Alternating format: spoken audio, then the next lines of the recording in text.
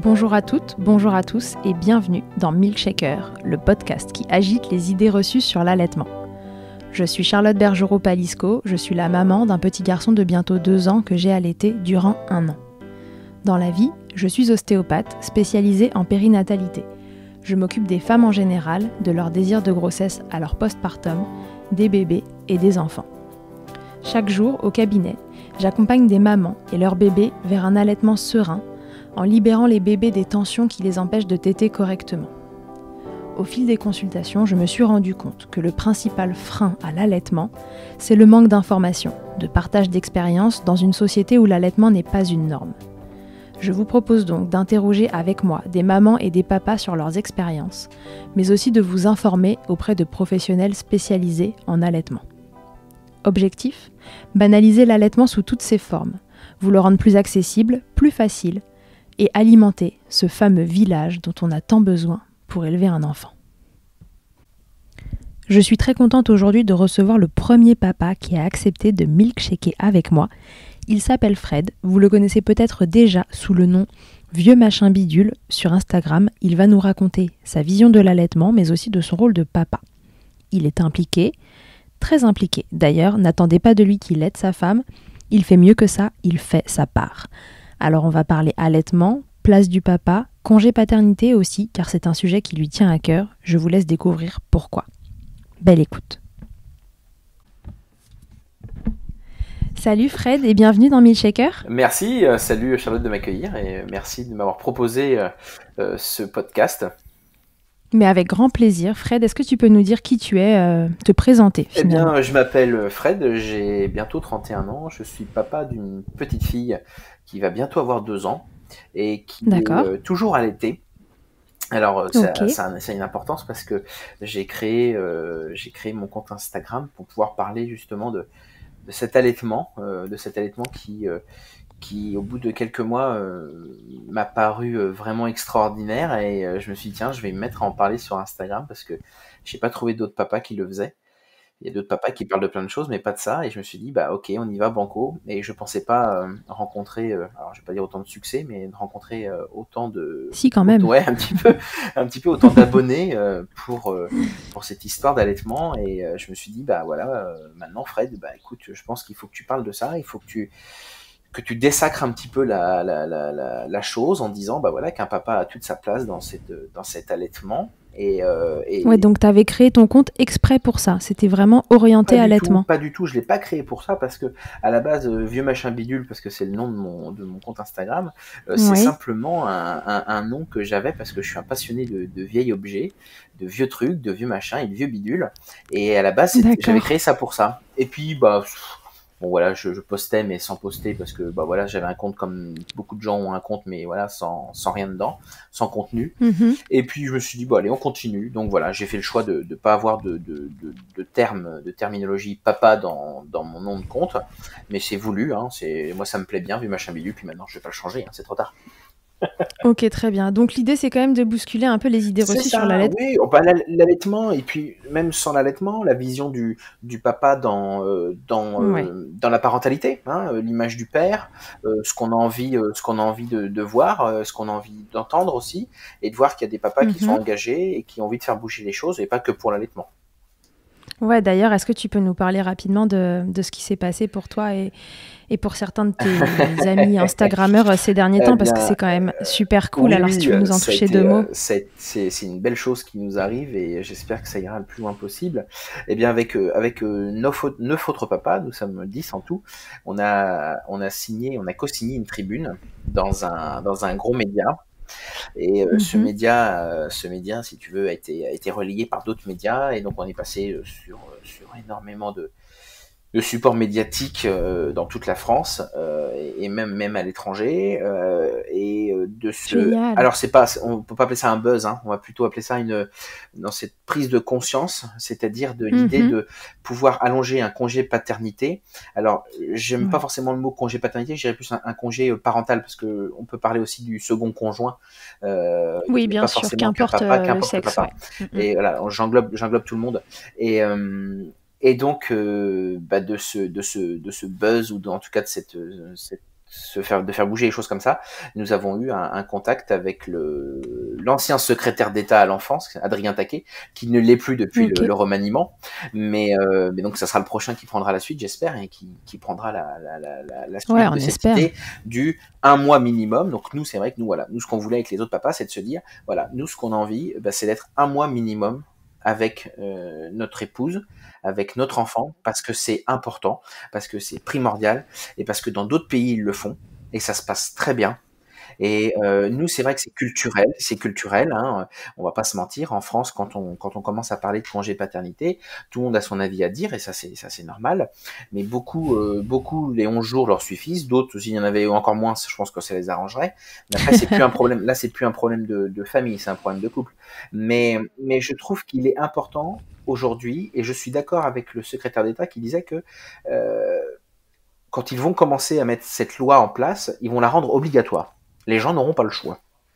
Parce que c'est ça qu'il faut dans le fond. Il faut faire changer les mentalités. Je pense qu'il est temps de bousculer, alors peut-être violemment, mais ça c'est pas très grave, parce qu'on s'habitue à tout, hein. La preuve, hein, on était enfermé pendant 2 mois, donc je pense qu'on est capable de... Voilà. Et que, voilà, on bouscule les choses en disant, messieurs, mesdames, vous avez une importance capitale auprès de la jeune mère et auprès de votre enfant dans les premiers mois de sa vie. Tout à fait. Et ce qui a fait que moi, je me suis engagé dans cette tribune, c'est parce que moi, j'ai eu la chance, pour ma fille, Rosalie, d'avoir 5 mois de congé. Pas 5 mois parce que je les ai posés, 5 mois parce qu'ils m'ont été imposés parce que j'avais eu un gros problème de santé et j'étais en convalescence. C'est tombé, si tu veux, c'est tombé, je vais pas dire c'est tombé au bon moment, mais presque. Mais ce qui me fait peur maintenant, c'est que je me dis, si demain, Frédéric, tu redeviens papa une deuxième fois, tu vas avoir que 11 jours. Ça. Et c'est inconcevable. Je ne le supporterai pas. Vraiment. Et alors, du coup, l'objectif, c'est pour le deuxième que le 1 mois minimum soit passé. Ah bah, j'espère. Franchement, c'est pour quand le deuxième? Je le souhaite. Il y a plein de gens qui nous écoutent et c'est un peu indiscret. Mais c'est des choses qu'on réfléchit avec Julie pour le moment. C'est vrai qu'on profite beaucoup de Rosalie et ça nous va comme ça. Mais dans l'idée de se dire, un jour, si je vais avoir un deuxième enfant, j'ai envie de repartager des choses comme j'ai pu le faire avec ma première fille. Mm-hmm. Et aussi parce que je pense, et c'est pour le bien commun, qu'il y a d'autres papas qui en ont besoin. Quand on a lancé cet appel au témoignage, qu'on a reçu plus de 500, 600 témoignages d'avocats, de boulangers, de techniciens de surface, de tous les métiers, des papas qui osent pas lever la voix parce que je pense que c'est culturellement, ça serait un peu bizarre qu'un papa réclame ce genre de choses. Et ben nous, on est leur voix en fait. On se dit voilà. Vous êtes le porte-parole de tous ces papas. On n'est pas tout seul. On est 10 types. Alors certes, on a un avantage, c'est que nous tous, les 10 papas, on a des supports médiatiques actuels où on s'en est bien servi pour pouvoir en parler le maximum possible. Et tant mieux. Mais il y a des papas qui n'ont pas tout ça. Et il y a des mamans qui ont Instagram, qui ont Facebook, qui ont vu ça et qui ont dit à leur mari, regarde, c'est comme ça que tu penses. Mais vu que tu n'oses pas le dire, vas-y, c'est le moment, tu peux écrire ton témoignage, tu peux faire quelque chose. Et ça, c'est important. Et c'est là qu'on s'est dit, voilà, là, ça va fonctionner et il faut que ça aille plus loin. Alors voilà, on a changé de personne au gouvernement, mais dans l'ombre, même si actuellement, là, la pression est un peu redescendue, on va pas lâcher la chose. Ça bosse parce que y a des papas qui continuent les interviews. Moi le premier, hein, j'ai encore eu la semaine dernière une interview. J'ai rendez-vous avec le député de la Seine-Maritime bientôt, parce que moi j'habite à Rouen, pour pouvoir continuer à en parler de cette histoire-là et de dire non, on lâche pas l'affaire. Et on lâche pas l'affaire parce que les arguments. Alors c'est vraiment une question politique. J'aime pas parler politique, mais là clairement c'est une question politique. Ça fait des années que c'est comme ça. On squeeze un peu le sujet parce que il y a toujours plus urgent. Mais là je pense que oui, ça devient urgent parce que on te prouve les choses avec de la neuroscience, tu vois. On te parle de choses. Il y a des preuves. Il y a des preuves concrètes. Tout à fait. Il y a des études qui ont été faites. Il y a des choses qui ont été Aujourd'hui, c'est prouvé que c'est important. Mais voilà. Donc, il faut agir. Exactement, c'est ça.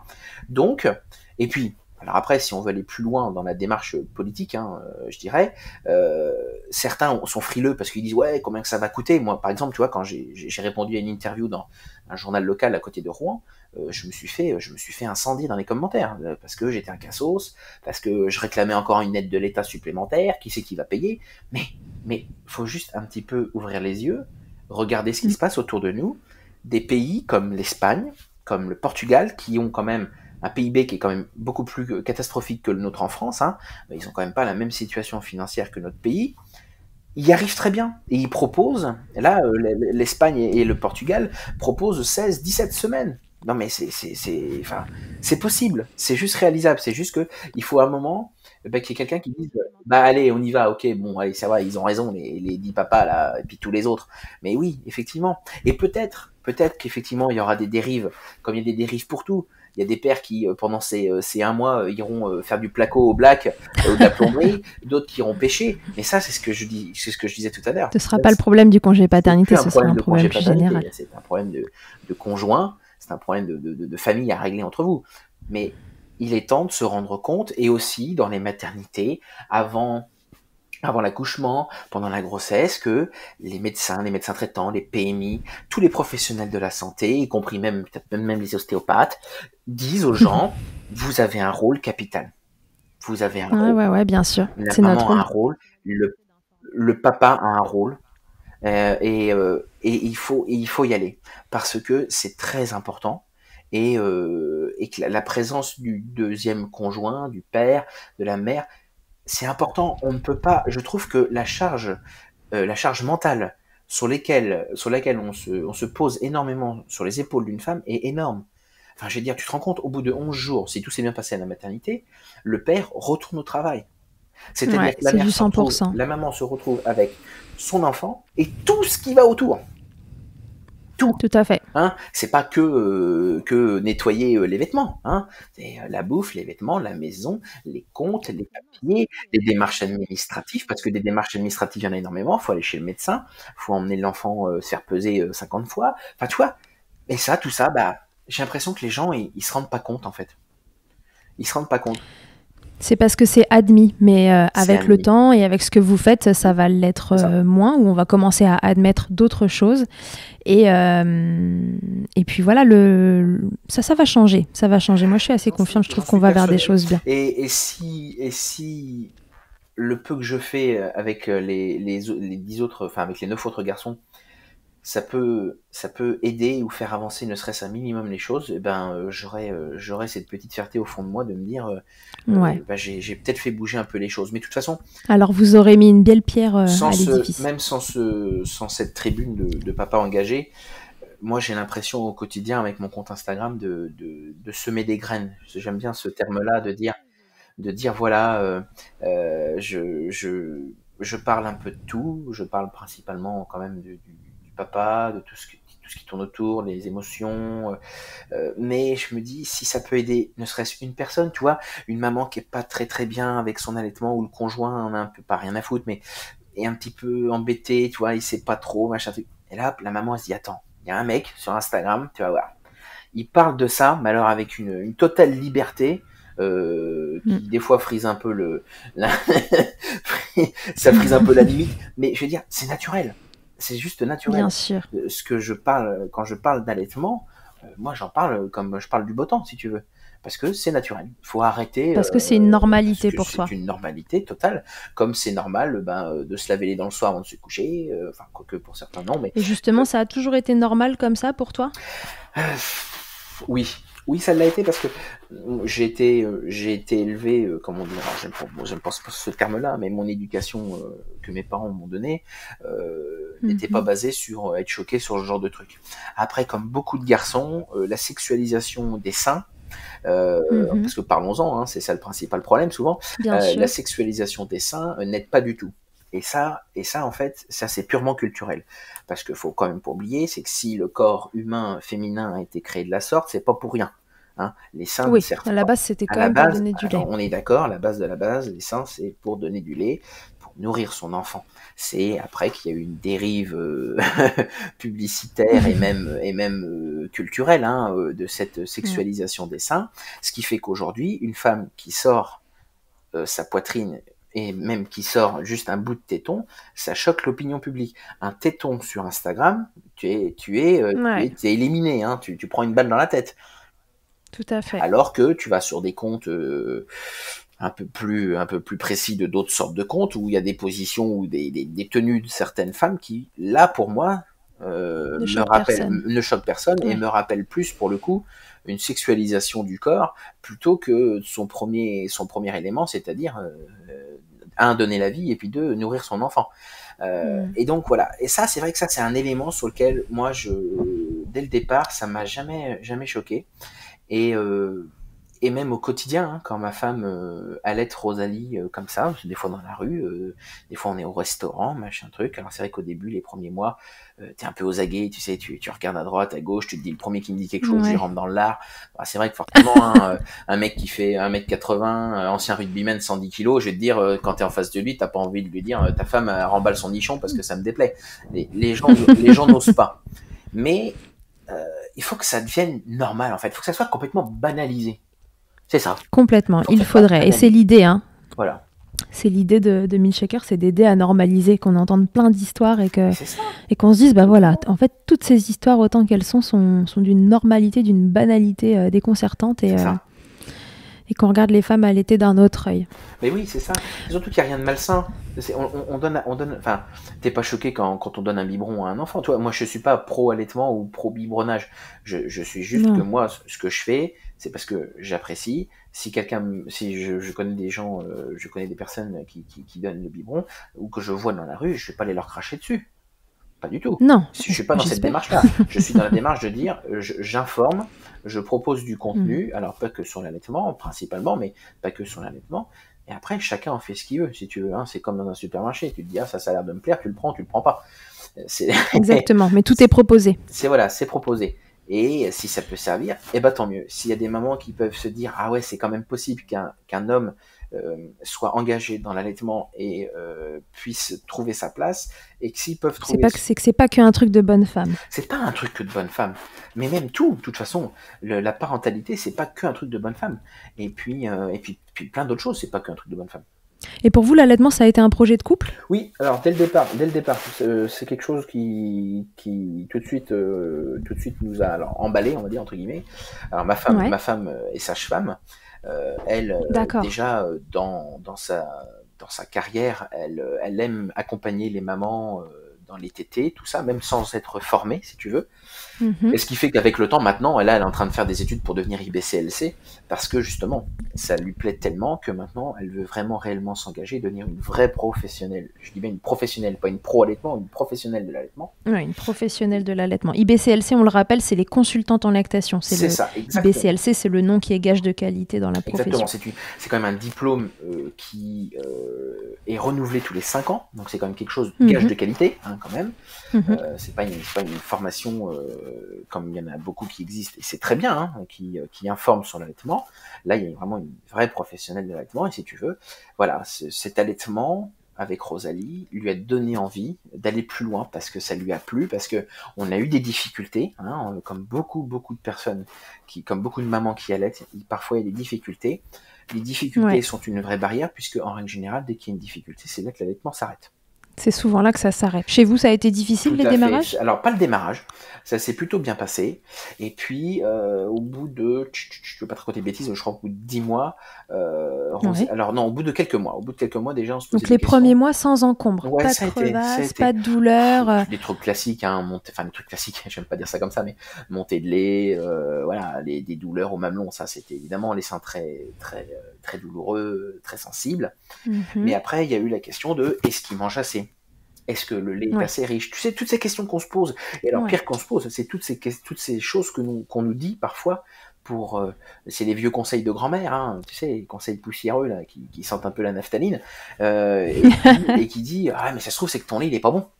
Et tu vois, si tu n'es pas soutenu par ton conjoint, par ta famille, bah, ce genre de choses, ça te fait tout arrêter. Voilà, c'est tout. Mais outre le fait d'être soutenu, si t'es pas un minimum informé, quand on te dit ça, c'est anxiogène. Un allaitement soutenu, c'est un allaitement qui continue. Oui. Voilà. Après, si ça doit s'arrêter, c'est parce que ça doit s'arrêter. Après, ça peut être un choix, ça peut être naturel. Mais clairement, qu'importe la forme de l'allaitement, parce que tu as choisi de le faire, il faut être soutenu, un minimum.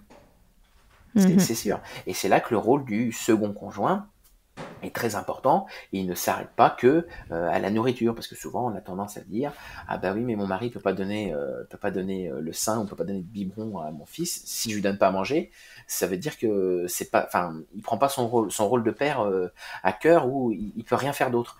Je pense qu'on peut faire largement assez de choses autour de tout ça. Et alors du coup, toi, qu'est-ce que tu faisais? Parce que du coup, ça t'a posé aucun problème de pas nourrir au sens propre du terme, au sens nourriture physique, ton enfant. Qu'est-ce que tu as pu faire pour, alors je sais que tu n'aimes pas trop le terme aider, mais pour accompagner ta femme Je n'aide pas ma femme, je le dis souvent, je ne l'ai jamais aidée, je n'aide pas ma femme, c'est comme ça.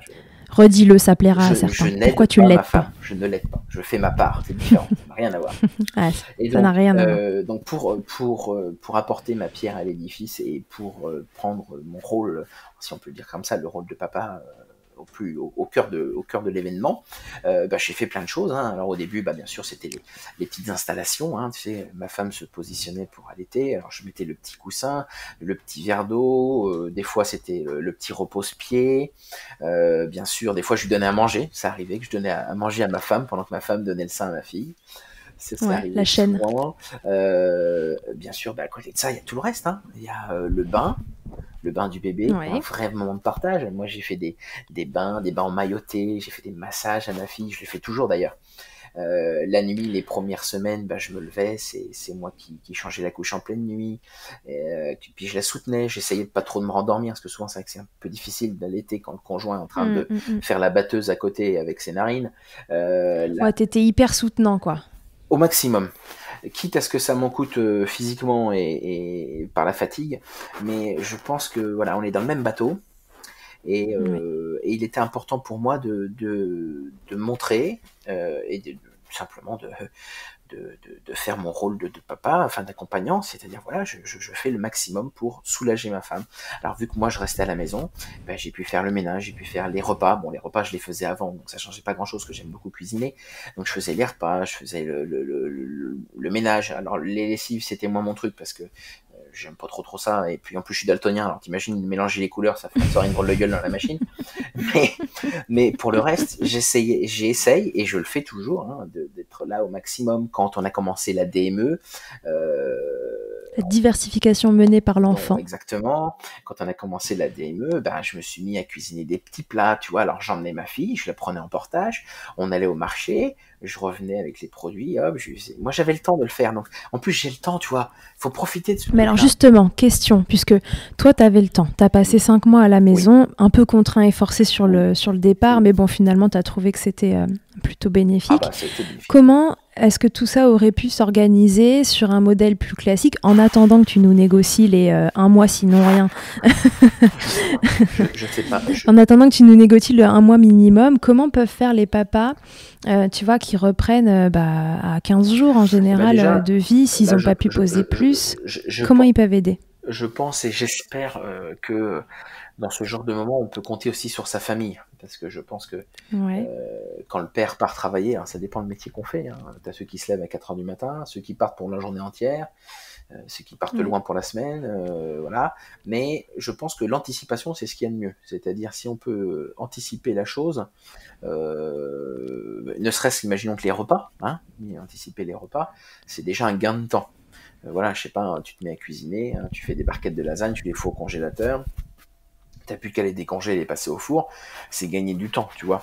Et puis après, c'est prévoir à l'avance pour que la maman ait le moins de choses à faire dans la journée. Le plus possible l'anticipation. Et puis surtout, ne pas avoir peur de demander de l'aide. Parce que souvent, on n'ose pas. On se dit, non, je vais pas gêner ma maman, je vais pas gêner mes parents, je vais pas gêner ma meilleure amie. Et finalement, qu'est-ce qui est plus beau finalement que de demander parfois de l'aide et de voir qu'on peut te donner sans retour, si tu veux. Parce que moi, j'aurais bien aimé, j'ai pas forcément eu cette chance-là. Moi, j'aurais bien aimé que des fois qu'on me dise, tiens Fred, est-ce que tu veux juste que je te prépare une barquette de bouffe et tu la mets au congèle et hop, ça te fait gagner un peu de temps. Tu vois, c'est des petits détails, c'est pas méchant. Encore une fois, il faut semer des graines pour ceux qui savent qu'il faut faire ça, le faire avec les autres, pour qu'eux-mêmes se disent, c'est sympa. qu'on me ramène une barquette. Voilà. Et tu sais, un simple ça va, se poser la question de comment va la maman, parce que souvent on se pose surtout la question pour le bébé, hein, mais rarement comment vont les parents dans ce genre de situation. Et pourtant, je vais te dire que le remue-ménage, c'est surtout pour la mère. Hein, c'est pas le bébé, certes, c'est une arrivée au monde qui est quand même assez violente. Hein. On passe d'un contexte bien confiné à 37,5 à ce que tu connais. Tout à fait. Mais rarement on se pose la question de comment vont les parents aussi. Tu sais, faut pas s'oublier dans ce genre de moment. Et c'est ce qui fait que souvent les gens s'oublient en fait. C'est que voilà, on est à fond là-dedans et on n'ose pas demander de l'aide parce que c'est encore culturel. Hein. Parce que demander de l'aide, ça veut dire qu'on avoue qu'on a des faiblesses et qu'on n'y arrive pas. Ouais. Et ça, ce qui est l'inverse à cette période-là, on a profondément besoin d'aide dans cette période. Il faut. Et il faut l'accepter, le fait d'avoir besoin d'aide. Parce que si on la demande, tout passe beaucoup plus crème. Alors, est-ce que vous avez eu des difficultés dans cet allaitement ? Est-ce qu'il y a un moment où il y a eu des complications ? Clairement, oui. On a eu cette fameuse chose qui arrive beaucoup, hein, c'est la confusion. Hein, le sein tétine. Rosalie avait une tétine et s'est mis à faire n'importe quoi. Alors c'est pas. Elle l'a toujours eu et un beau jour elle s'est mise à faire n'importe quoi. Alors j'aime pas dire n'importe quoi, je dirais plutôt. C'est plutôt même intelligent. J'aime pas le mot confusion. En fait, c'est quand on parle souvent du confusion sein-tétine ou sein autre chose. Bref, c'est pas une confusion en fait. C'est juste que le bébé se rend compte qu'il y a un truc qui est beaucoup plus facile à utiliser. Et il choisit la facilité. Ou plus rapide. Et il se dit écoute, ça je vais le prendre, c'est mieux, toi. En fait, c'est plus de l'intelligence de l'enfant de se dire c'est plus simple de téter une tétine que de téter un sein, parce que c'est quand même sportif de téter un sein. Et voilà. Mais voilà, nous c'est arrivé où vous voulez plus téter, hein, Rosalie elle tétait plus, il n'y avait plus rien du tout, il n'y avait plus rien à faire, voilà. Et donc on a été voir une consultante en lactation et elle a pu répondre à toutes nos questions, c'est-à-dire est-ce que vous pensez qu'elle mange assez ? Est-ce que alors bien sûr la fameuse question, est-ce que mon lait est bon ? Mais ça, la question était vite répondue. Vite répondue, ouais. C'est ça. Le lait est toujours bon. Le lait est toujours bon et le lait est magique parce qu'il s'adapte à tout. Exactement, il s'adapte à l'âge du bébé. C'est magique, c'est l'âge, la condition physique, les événements qui se passent. L'enfant est malade, le lait change de composition. Puis le lait maternel, en soi, il a quand même des formules un peu magiques quand même, hein, même si la composition est énorme, hein, elle fait plusieurs pages, hein, je crois, hein, je sais plus exactement, mais ouais, c'est super. Ok. D'autres soucis après ou pas ? On n'a pas eu d'autres problèmes après. C'était plus, si tu veux, comment dire, dans le temps, Rosalie s'est mis à moins téter, en fait. Et on s'est dit, ça se trouve, c'est qu'elle n'en veut plus. Et en fait, non, en fait, on s'est juste aperçu, c'est qu'en fait, elle tétait tellement bien que le lait arrivait en grosse quantité. Et en fait, elle était vite rassasiée. D'accord. Et tout ça, c'est des choses que tu vois, si t'es pas renseigné, si tu te renseignes pas, si tu n'as pas une aide, tout ça peut te faire arrêter ton allaitement alors que peut-être tu as envie de continuer. Oui, bien sûr, parce que ça te fait te poser des questions et toujours on se demande est-ce que notre enfant mange assez, quoi. Bien sûr. Quand même profondément, on a envie de nourrir nos gamins et qu'ils manquent de rien. C'est ça. Et ouais. Comment ça a influencé ta relation avec ta fille, cet allaitement ? Eh bien, en positif, en négatif. C'est vrai qu'on a toujours, raconte. On a toujours tendance à remarquer que c'est avec Rosalie tête toujours dans plusieurs situations. Hein. T'as la tétée de retrouvailles, t'as la tétée chagrin, t'as la tétée je me suis fait bobo. Il y a plein de sortes de tétées, mais c'est pas parce que ça arrive que moi j'ai pas mon rôle. Quand ma femme n'est pas là, ça se passe très bien, il n'y a pas de souci. C'est juste que Rosalie, elle s'adapte. Hein. Et je pense que c'est bon pour un enfant de se rendre compte aussi qu'il y a une différence entre papa et maman et qu'on n'apporte pas la même chose. Je trouve que c'est important. Des fois, au tout début, je me disais, et tu fais comment toi, Julie ? Tu fais comment quand je suis pas là ? Enfin, tu fais comment le bain ? Tu fais comment quand tu joues avec elle ? Et à la fin, je crois que ma femme m'avait dit, mais arrête de te poser comment moi je fais à ta manière. Et tu vas voir, et effectivement, avec le temps, tu te rends compte que Rosalie, elle s'adapte totalement. Bien sûr, l'enfant est fait pour s'adapter à Et l'interlocuteur c'est qu'il a en bon pour face lui, aussi. c'est bon pour lui de voir que Bien sûr. c'est différent, qu'il y a il y a autre chose à faire avec papa, et puis qu'il y a des choses qu'on fait avec maman et des choses qu'on fait pas avec papa. Et ça, c'est génial. Nous, on a nos vrais moments à deux.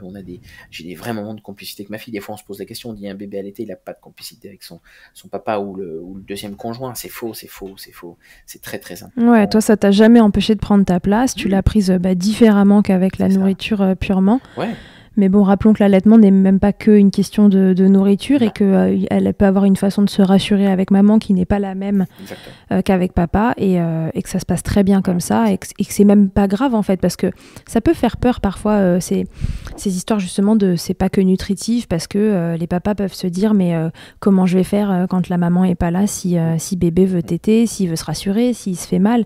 Mais en vérité, encore une fois, enfin, comme tu le dis, les bébés savent qui ils ont en face et si maman n'est pas là, bien sûr. ils savent que la deuxième figure d'attachement va faire différemment mais va très bien faire aussi. C'est ça. À condition que la figure d'attachement elle-même sache qu'elle est capable en fait de gérer ça. Tout à fait, c'est ça. Alors c'est vrai qu'au début c'est pas inné, hein. Ça arrive pas comme ça, comme un tour de magie, mais ça se travaille. C'est vraiment une histoire de confiance. Moi, nous avec ma femme, on se parle beaucoup, hein, parce que bah aussi on apprend de nos erreurs. Hein. Il y a des fois on a fait des boulettes, hein, comme beaucoup de parents, et Comme tout le monde. comme tout le monde. Et, et voilà, c'est vrai que non, mais c'est vrai. Des fois, on se culpabilise des Mais fois ouais. pour des trucs, mais en fait, pas du tout. Et moi, quand ma femme travaillait au début, elle tirait son lait et c'est moi qui lui donnais le lait au biberon. Et avec le recul, je me dis, mon Dieu, enfin, j'ai fait une connerie, j'aurais pu faire autrement, mais j'étais pas renseigné.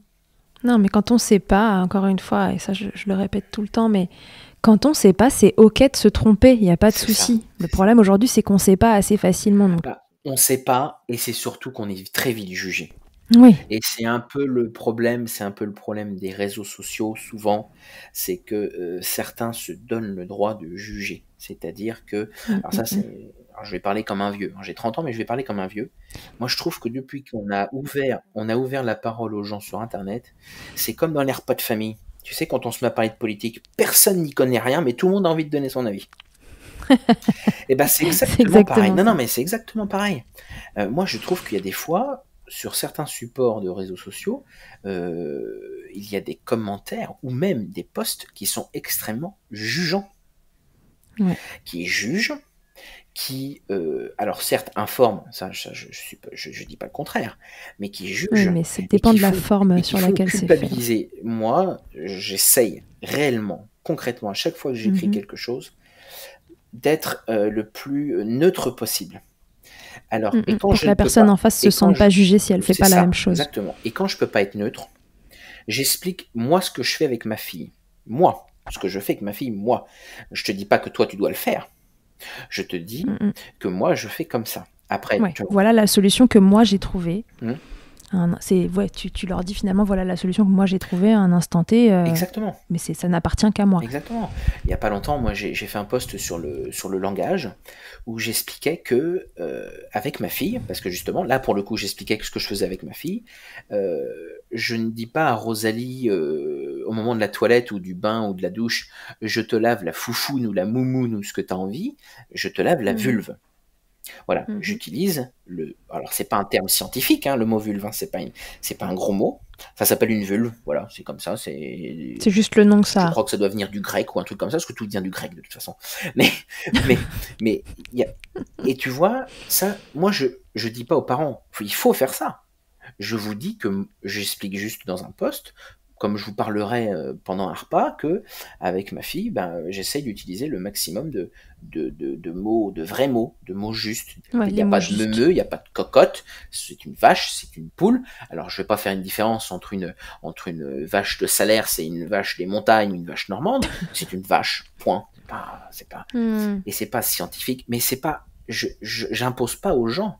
C'est comme l'allaitement. J'impose pas au papa allaitant de faire tout ce que je dis. Je leur donne juste des éléments. Si imaginons un papa écoute ce podcast ou ou regarde ou lit mes posts et il se dit ah oui il fait ça alors que moi j'y ai pas pensé. Et tiens ça se trouve dès demain je sais pas je vais essayer de faire des petits massages des machins et trucs. Et voilà j'ai semé une petite graine et c'est très bien.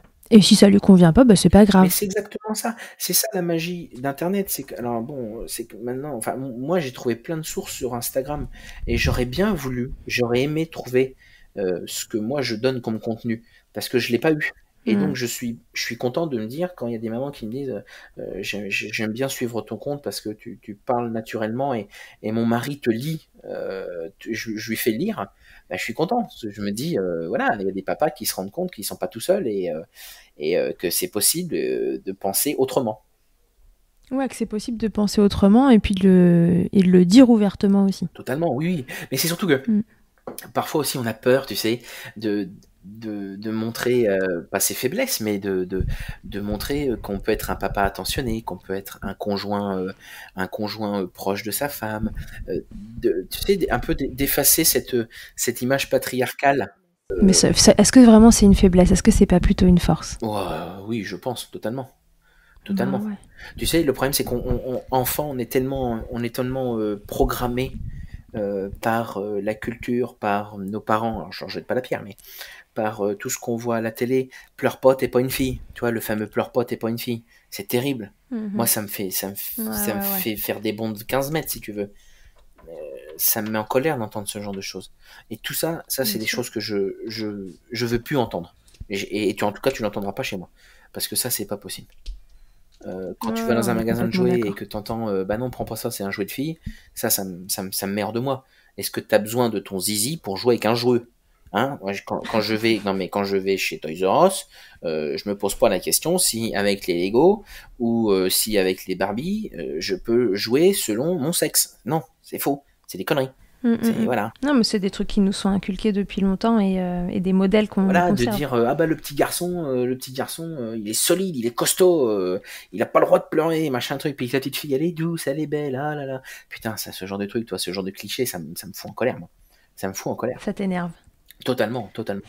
Donc du coup, voilà, t'es ce papa moderne qu'on a tout envie d'avoir à la maison, quoi. Je pense que je suis, alors peut-être pas papa moderne, je pense que je suis un papa qui, d'abord, on a presque rien à foutre de ce que pensent les autres, et ça, des fois, je pense que ça fait du bien.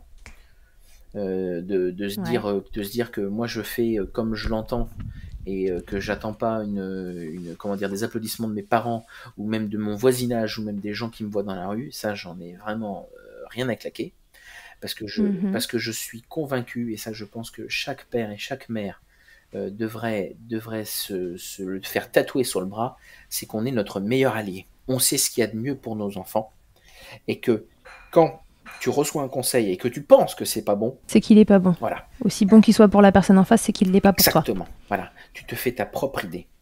Hein? Et alors, qu'est-ce que tu dirais, ça va être dans la lignée de ça, qu'est-ce que tu dirais à des couples, ou une maman ou un papa qui te demande, ce serait quoi le meilleur conseil à recevoir d'un papa comme toi avant de commencer à allaiter? Avant de commencer quoi que ce soit, c'est surtout ça. C'est tu es ton meilleur allié. C'est toi. C'est toi. Fais-toi confiance. Je te promets. Moi, j'aurais aimé, franchement, c'est le conseil que j'aurais aimé recevoir, que j'ai pas eu et que je donne. Ça t'a manqué? Oui, énormément, énormément. Bien sûr que ça m'a manqué. Ma femme me le disait, mais tu sais. Parce que là, à t'écouter, on dirait que t'as jamais douté. Non, bien sûr que si. Si. Bah, si, j'ai douté et je doute encore, même encore aujourd'hui. Je doute parce que le contexte actuel fait que on peut toujours douter de ce qui va se passer demain. Et, tu vois bien ce qui s'est passé actuellement et voilà, moi j'ai quand même vu les choses de près. Hein. Je travaille à l'hôpital, donc je sais de quoi je parle. Quand tu rentres avec cette espèce d'angoisse de ramener quelque chose chez toi ou enfin même enfin de vivre cette situation-là loin de chez toi parce que tu peux pas rester chez toi. Nombre de parents qui ont dit oh là là mon Dieu, faut garder ses enfants et oh là là, comment je vais faire, machin truc. Putain, essayez de trouver. T'aurais bien aimé rester à la maison et profiter de ta fille. J'aurais aimé rester à la maison. Oui.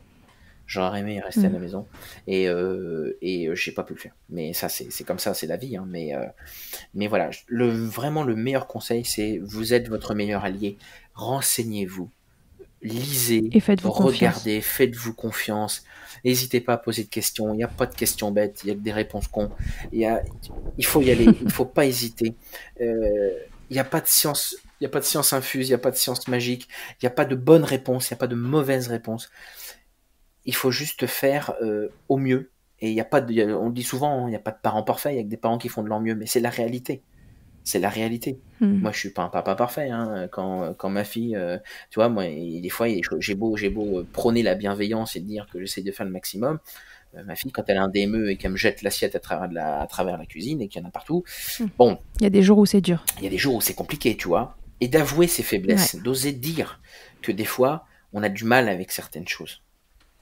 Ça c'est déjà quelque chose de bien, c'est quelque chose que j'ai appris, moi, tu vois, avec le temps, d'avouer ça. Moi, j'ai quand même été sapeur-pompier pendant plusieurs années, où, on est tous deux gonzesses, pleure pas, t'es un homme, tu vois, y a pas de bobo, tu vois, je vais te dire un truc, j'en parlais il y a pas longtemps à ma femme, je lui dis, quand j'étais dans la caserne où je travaillais, on avait pas un slogan, mais on avait un mot fort entre collègues, on disait la sueur à l'entraînement évite le sang au combat. Je trouve ça terrible, avec le recul.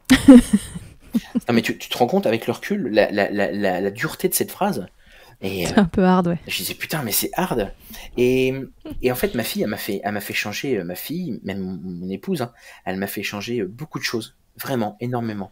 De la manière dont je vois les choses. Et maintenant, tu dirais quoi comme phrase ? Et je me sens mieux aujourd'hui. Je me sens mieux aujourd'hui à 30 ans que quand j'en avais 18 ou 20. D'accord. Vraiment, je me sens vraiment mieux aujourd'hui. Avec elles deux. Et alors, l'allaitement maternel en tant que tel, oui. Est-ce que ça a changé quelque chose dans ta vie, que ce soit de façon pro ou perso ? Oui, ça a changé mon œil, mon regard sur beaucoup de choses. D'abord sur les femmes. Parce que comme je te l'ai dit, tu vois, il y a quelques instants, j'ai été pompier, voilà, un peu macho, un peu toutes ces choses-là, comme beaucoup de mecs qui pensent faire bien et être intelligent en balançant des remarques aux filles, alors qu'en fait, tu passes simplement pour un gros con, en fait, simplement. Et ça, en fait, simplement de respecter, de se respecter soi-même et de respecter les autres. Je te parle pas forcément d'une femme, mais juste de respecter les gens. Il y a des gens qui font des choix, il y a des gens qui ont des convictions, il y a des gens qui ont des convictions alimentaires, hein, il y a des gens qui ont des convictions religieuses. Moi, je respecte. Voilà, j'ai toujours, maintenant, je respecte plus qu'avant. Et c'est con à dire, mais je pense que... C'est l'allaitement qui t'a apporté ça ? Ah bah, l'allaitement, ça m'a apporté ça. Parce que je me suis dit, j'aimerais... T'avais envie qu'on respecte ce choix-là que vous faisiez. J'ai envie que les gens respectent ce que moi je vis au quotidien et ce que je fais avec Julie et ce qu'on vit pour notre allaitement. J'ai vraiment envie qu'on respecte ce choix-là, donc maintenant je respecte aussi les autres. Voilà. Ouais, tu te l'es appliqué pour le reste. Exactement, c'est ça. J'irai pas juger ma meilleure copine parce qu'elle a décidé de donner un biberon à son bébé. Parce que, comme je dis souvent, vaut mieux une maman biberonnante qu'une mauvaise maman allaitante. On peut pas se permettre aujourd'hui de critiquer les gens comme ça et de leur balancer des trucs comme ça à la tête. Même si c'est un peu la mode et maintenant il n'y a plus de filtre. Mais c'est important, hein, il y a des blessures, hein, il y a des blessures quand même. Bien sûr. Est-ce qu'il y a autre chose que tu voudrais nous dire sur l'allaitement avant que je te fasse mon fast milk ?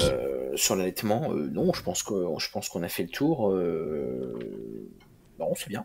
Donc toi, tu dis au papa, en tout cas pour résumer, que prendre sa place dans l'allaitement, c'est même pas que c'est possible, c'est que pour toi, ça a été une évidence, que voire même ça a fait évoluer des choses chez toi, et qu'il y a mille autres façons de s'occuper de son bébé que de le nourrir. Ouais. Il y a des fois, il y a des gens qui... il y a des papas, ça c'est important, tu vois. Il y a des papas qui me disent, j'ose pas trouver ma place. Et il y a des fois...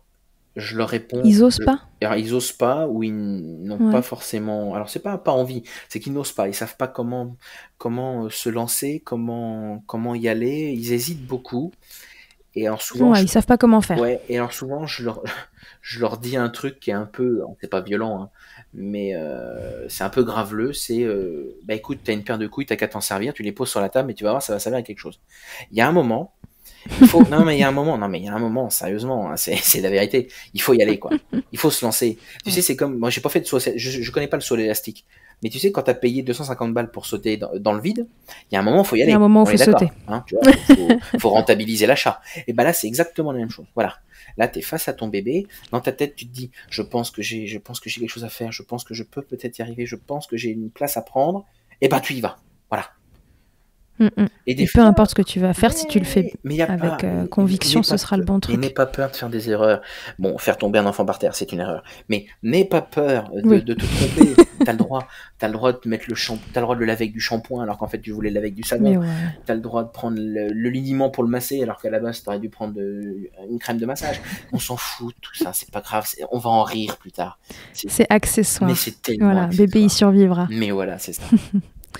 Au pire, il aura 2-3 plaques rouges quelque part. Mais oui, voilà, c'est ça. Mais ça partira les bébés cicatrices très vite. Exactement. Ok, Fred.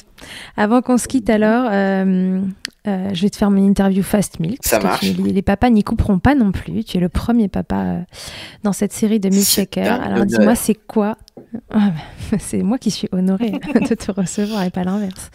C'est quoi le principal avantage, Fred, en tant que papa, à ce que ta femme allaite ? Tu as le droit de me répondre avec sérieux, ironie, tout ce que tu veux à chacune de ces questions. Ça va être sérieux et ironique. Déjà, je suis pas un chameau et j'aime pas qu'on m'en mette plein dans le dos. Donc ça m'embête. Ouais. Je suis vachement content avec l'allaitement parce que j'ai pas besoin d'emmener des boîtes de lait. J'ai pas besoin d'emmener le chaud vibrant. C'est pratique. J'ai pas besoin d'emmener un stérilisateur, plus ou moins, ça dépend maintenant. On n'a plus besoin d'emmener les machins. Et c'est surtout qu'à 3h du matin, je vais pas courir à la pharmacie de garde pour trouver du lait parce qu'on a oublié d'en acheter. Ça, voilà. Ça, toi, tu trouves que c'est le côté pratique qui prime mais totalement, c'est chaud, c'est prêt, il n'y a plus qu'à déballer, c'est génial, c'est génial. Et est-ce que tu y vois un inconvénient ? Est-ce que j'y vois un inconvénient ? Ou est-ce qu'un jour tu y as vu un inconvénient, même si c'est quelque chose qui a évolué ? Un inconvénient, c'est que moi j'aimerais bien en connaître vraiment les bienfaits comme ma fille. Tu vois ? J'aimerais bien des fois me dire, ça se trouve, c'est bien. C'est bien le lait et ça se trouve, ça même encore aujourd'hui. Pourquoi on le commercialise pas ? Voilà, c'est ça. Il faut se le dire ça. C'est bien, ça va aller sur la question d'après. Est-ce que tu as goûté ce lait maternel et si oui, comment ? Oui, je l'ai goûté. Alors, je l'ai goûté comment ? Parce que... Quel contenant ? Au sein je cuisine. À la soft cup ? Au verre ? Je cuisine souvent, régulièrement avec... Je fais des expériences un peu avec le lait maternel. Et, ah, c'est vrai ? Oui. Alors, j'ai fait de la semoule au lait, j'ai fait du riz au lait avec du lait maternel. Et j'ai fait des biscuits. Parce que ma fille a beaucoup mal aux dents. Et je me suis dit, je vais faire des biscuits au lait maternel. Mais alors... Quand ma fille a pris le biscuit et la tête qu'elle a fait, j'ai dit, mais attends, c'est pas possible, ça doit être dégueulasse. Et là, mon beau-père, donc le papa de Julie, est arrivé. Il s'est servi dans le plateau sans savoir ce que c'était. Il l'a mangé. J'ai pris, pour que la situation soit encore plus cocasse et qu'elle aille plus loin et qu'on en rigole après, j'ai pris un gâteau. J'ai croqué dedans, un truc à se péter les dents. Franchement, j'avais fait un truc terrible. C'était vraiment pas bon. Et là, Julie a regardé son père et elle lui a dit, mais papa, c'est des gâteaux faits avec mon lait. Et son père lui a répondu, c'est pas mauvais. Et là, je me suis dit, mais c'est vrai que c'était pas mauvais. C'était pas mauvais en soi. C'était juste dur comme du bois. C'était dur comme du bois, mais c'était pas mauvais. La situation était tellement ironique. Mais oui, alors, tout le monde en a mangé sauf le lait maternel de cette manière-là. Après, goûter, oui, je l'ai goûté vraiment purement lait, parce que quand je faisais réchauffer le lait de Rosalie quand sa maman travaillait, j'avais le réflexe de mettre le petit doigt dedans pour tester la température, ou de le mettre sur mon poignet, et je léchais en fait. Tu sais, comme quand tu te renverses de la confiture sur la main, tu l'essuies pas, tu la lèches, tu vois. Le même principe. Et pour rassurer comme tout le monde, la confiture, quoi. Je n'en suis pas mort. Merci c'est très de rétablir la vérité. Ok. Fred, ta femme, elle a donc porté ton enfant, accouché et nourri ton enfant. Elle le nourrit toujours d'ailleurs. Que ce soit de bon cœur ou bien contraint et forcé, est-ce que tu préférerais danser sur Beyoncé Who Ran the World ou Aretha Franklin Respect ? Respect. Aretha. Okay. Tout de suite. C'est direct. Sûr. Ah mais bien sûr.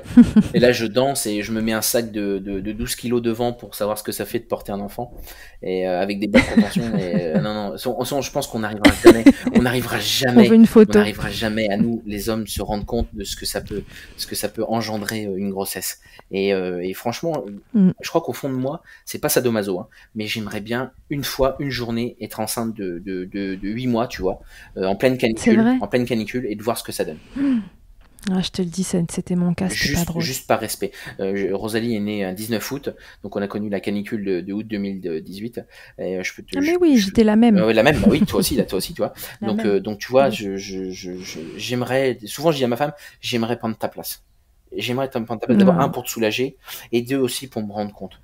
Parce que d'abord, j'ai des tétons qui ne servent à rien. Voilà, sur mon torse, mes tétons ne servent à rien. Et, et j'aimerais bien voir cette sensation, cette complicité, et puis peut-être, je sais pas, cet échange qu'ont les mamans avec leurs bébés, même si c'est pas à l'été, hein, parce qu'il y a des échanges aussi dans les regards, les trucs. Parfois, j'aimerais bien être une maman, ne serait-ce une journée juste pour voir. Ok. Bon, alors, si en un mot, tu pouvais nous décrire l'allaitement de Rosalie, qu'est-ce que tu dirais? Si vraiment il t'en faut 2, parce que tu sais pas choisir, tu peux m'en donner 2. Mais c'est vraiment parce que t'es le premier. Putain, moi j'ai des passe-droits. Je dirais bouleversant. C'est bouleversant. Ça a bouleversé notre vie, à moi et à ma femme. Ok. C'est l'allaitement qui vous a amené ça. C'est l'allaitement, c'est le fait d'avoir un enfant. Mais l'allaitement y est pour beaucoup. Ça a bouleversé notre vie, notre manière de voir les choses et notre vie future, parce qu'elle change actuellement. Et tout ça, c'est l'allaitement qui l'a apporté. Ouais. Ok. Bon, merci beaucoup, Fred. Eh ben de rien, c'était un vrai plaisir, Charlotte. D'avoir répondu à toutes mes questions. Avec un vrai plaisir. Je rappelle à tout le monde que vous pouvez suivre Fred sur son compte qui s'appelle Vieux Machin Bidule, donc rien à voir avec la parentalité au départ. Du tout. Mais le compte s'appelle toujours comme ça et vous pouvez le suivre là-dessus si vous voulez suivre ses aventures de papa, écouter ces mots doux et rassurants qu'il peut vous donner au quotidien pour vous donner confiance et vous répéter jour après jour que vous êtes votre meilleur allié, et il a tellement raison. On est nos meilleurs alliés et il faut prendre confiance en nous en tant que parents, parce qu'une chose est sûre, on est la meilleure chose pour nos gamins. C'est sûr. On n'a rien fait de mieux que les parents pour les enfants, donc il faut en être convaincu avant même que ça commence. Totalement. Voilà, merci encore Fred. Merci beaucoup Charlotte. Mais de rien, c'est moi qui te remercie. Et à bientôt à tous et à toutes dans Milkshaker. Merci beaucoup d'avoir écouté cet épisode. Vous pouvez suivre l'actualité de Milkshaker sur le compte Instagram du même nom et sur mon site internet charlotte-bergerot.fr. Vous y trouverez aussi une série de tutoriels pour mamans et bébés réalisés durant le confinement. Si vous avez aimé ce podcast, n'hésitez pas à le soutenir en laissant un commentaire, en lui attribuant 5 étoiles ou encore en parlant autour de vous. Je vous laisse en compagnie d'Emma et de son titre I'll Be There. Elle débute en musique, tout comme je débute en podcast, et elle a gentiment accepté de me prêter musique et voix pour nous accompagner. Je vous dis à la semaine prochaine pour un nouvel épisode. D'ici là, prenez soin de vous, milkshakez autant que vous le voudrez et bousculons ensemble les idées reçues sur l'allaitement maternel. I hate to see you down. Can't stand to know you're hurt. When you say it's getting loud, the voices in your heart. And you know I get it, so let it all out. Keep your head up, your masterpiece, and I'll swear that I'll be there by your side. A text away, you know you can find me. It just takes a whisper and I'll be there to listen. I got you, I'll fight with you, 'cause I love you. I'll be there, I'll be there, oh I'll be there, I'll be there. I know I'm not perfect, sometimes I look myself, but I hope you know I care. You can meet me anywhere, and you know I get it, so let it all out. If anyone comes at you, then I'll swear that I'll be there by your side. A text away, you know you can find me. It just takes a whisper and I'll be there to listen. I got you, I'll fight with you, 'cause I love you. I'll be there, I'll be there, oh be there. Trust me every time I have you back, and I know that you'll do the exact same for me. Side by side, don't even need to talk. You know I get it, so let it all out. Keep your head up, your masterpiece, and I'll swear that I'll be there by your side.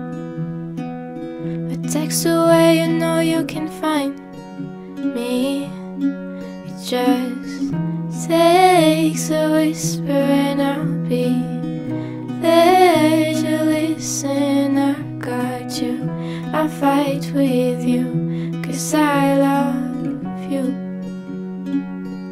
I'll be there, I'll be there, so I'll be there, I'll be there.